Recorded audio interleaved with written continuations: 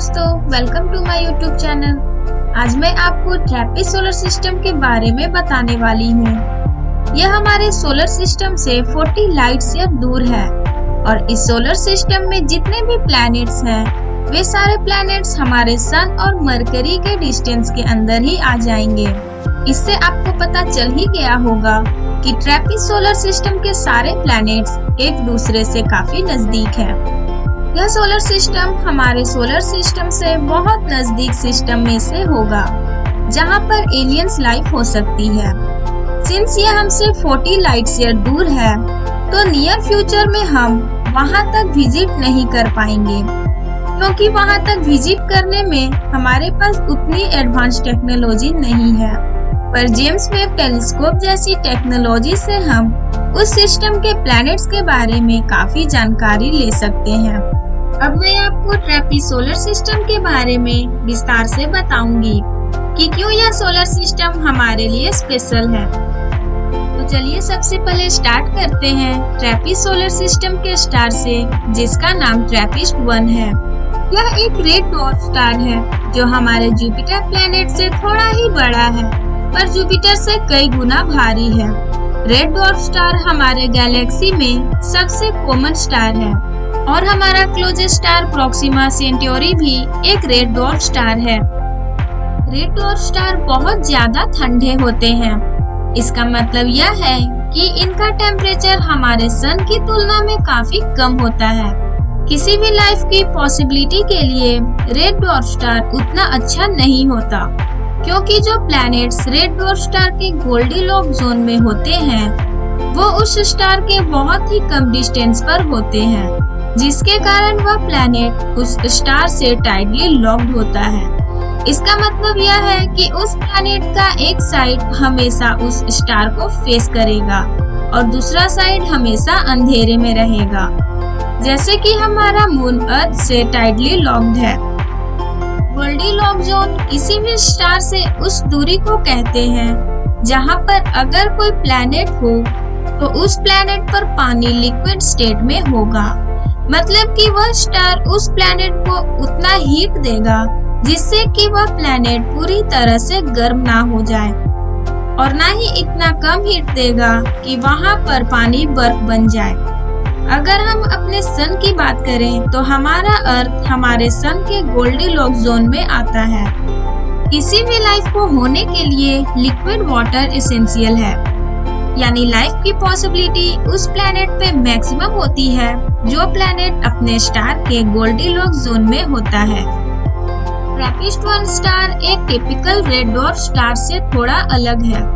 यह normal red dwarf star से 30% कम solar flare generate करता है, जिससे इसके प्लैनेट्स में एटमॉस्फेयर होने के चांसेस हैं।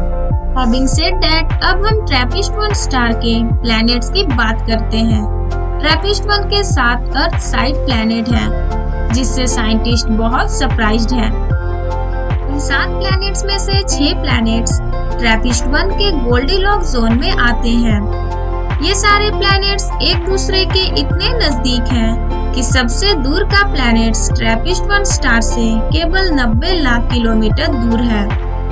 इसकी तुलना अगर हम अपने सोलर सिस्टम से करें तो मरकरी, जो हमारे सन से सबसे नियरेस्ट प्लैनेट है, वह सन से 5.8 करोड़ किलोमीटर दूर है। तो इससे आपको अंदाजा लग गया होगा कि ट्रैपिस्ट सोलर सिस्टम के सारे प्लैनेट्स अपने स्टार से कुछ ज्यादा ही कम डिस्टेंस पर हैं। अब हम ट्रैपिस्ट सोलर सिस्टम के प्लैनेट्स के बारे में जानेंगे। पहला प्लैनेट का नाम ट्रैपिस्ट 1b है, जो ट्रैपिस्ट 1 से क्लोज्ड प्लैनेट है। यह अर्थ के साइज से थोड़ा बड़ा है, पर अर्थ जितना ही भारी है। इस प्लैनेट की ग्रेविटी अर्थ की ग्रेविटी की 80% है, जो वेनस प्लैनेट जितनी है। और वेनस प्लैनेट की तरह ही इस प्लैनेट का एटमॉस्फेयर काफी थिक है, और साइंटिस्ट को लगता है कि इस एटमॉस्फेयर में मैक्सिमम कार्बन डाइऑक्साइड गैस ही होंगे। यह प्लैनेट ट्रैपिस्ट 1 से केवल 17 लाख किलोमीटर के डिस्टेंस पर ऑर्बिट करता है, इसलिए इसका टेम्परेचर बहुत ज्यादा है।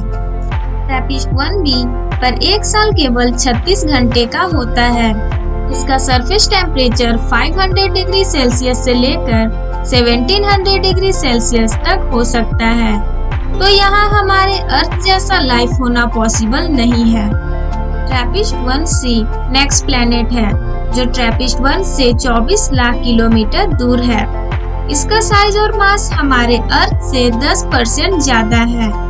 इसका एटमॉस्फेयर उतना थिक नहीं है जितना ट्रैपिस्ट-1b का है। नेक्स्ट प्लैनेट ट्रैपिस्ट-1d है, जो ट्रैपिस्ट-1 से 34 लाख किलोमीटर दूर है।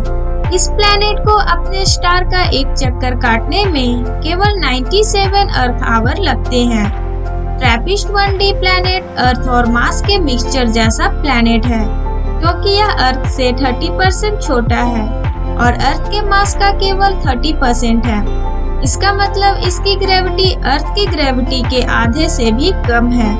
यह प्लैनेट इनर गोल्डीलॉक्स जोन में आता है, यानी कि यहाँ का सरफेस टेम्परेचर ऐसा है कि वाटर इस प्लैनेट पर लिक्विड स्टेट में एग्जिस्ट कर सके। और साथ ही साथ साइंटिस्ट ने अनुमान लगाया है कि इस पे एटमॉस्फेयर भी हो सकता है, तो चांसेस है कि इस पे लाइफ एग्जिस्ट करे। ट्रैपिस्ट-1e चौथा प्लैनेट है, जो अपने स्टार से 44 लाख किलोमीटर दूर है। यहाँ पर एक साल 146 घंटे का होता है। इसका साइज और मास अर्थ से सिमिलर है और यह प्रोबेबली इस सोलर सिस्टम का एकलौता प्लैनेट होगा जिसका कोर अर्थ के कोर की तरह ही आयरन से बना होगा। इस प्लैनेट में थिन एटमॉस्फेयर है, जो मेनली हाइड्रोजन गैस से बना होगा और इसका टेम्परेचर अर्थ के टेम्परेचर के तरह ही होगा, ऐसा अनुमान लगाया जा रहा है। तो यहाँ लाइफ की पॉसिबिलिटी बहुत ज्यादा है। इस प्लैनेट के बाद बाकी के प्लैनेट आउटर गोल्डीलॉक्स जोन में आते हैं, यानी कि यहाँ का सरफेस टेम्परेचर बहुत कम होता चला जाता है। ट्रैपिस्ट-1f यह अपने स्टार से 58 लाख किलोमीटर दूर है और यहाँ पर एक साल 220 घंटों का होता है। इसका साइज अर्थ की तरह ही है, पर यह अर्थ से थोड़ा कम डेंस है। ट्रैपिस्ट-1g यह सोलर सिस्टम का 6th प्लैनेट है, जो 70 लाख किलोमीटर दूर ऑर्बिट करता है और यहाँ पर एक साल 12 दिन के होते हैं। इस प्लैनेट के बारे में ज्यादा जानकारी नहीं है, पर कुछ थ्योरीज के हिसाब से इस प्लैनेट पर भी वाटर के होने की पॉसिबिलिटी है। यह प्लैनेट गोल्डीलॉक्स जोन के एज पर है। ट्रैपिस्ट-1h जो इस सोलर सिस्टम का आखिरी प्लैनेट है, यह ट्रैपिस्ट-1 से 93 लाख किलोमीटर दूर है और यहाँ पर एक साल 19 दिन का होता है। यह अपने सोलर सिस्टम का सबसे छोटा प्लैनेट है और इसकी डेंसिटी भी सबसे कम है, तो यहाँ पर वाटर की पॉसिबिलिटी आइस के फॉर्म में हो सकती है। तो यह पूछना कि क्या इस सोलर सिस्टम में एलियन लाइफ हो सकती है, तो यह डिपेंड करता है वहाँ के फैक्टर्स पे। पर अभी तक जितना हम लोग ने देखा, इस सोलर सिस्टम के कुछ प्लैनेट्स एलियन लाइफ के लिए काफी प्रोमिसिंग लगते हैं। अगर आपको ये वीडियो अच्छी लगी तो प्लीज चैनल को लाइक, शेयर एंड सब्सक्राइब करें। मिलती हूँ अगले वीडियो में, तब तक के लिए टेक केयर।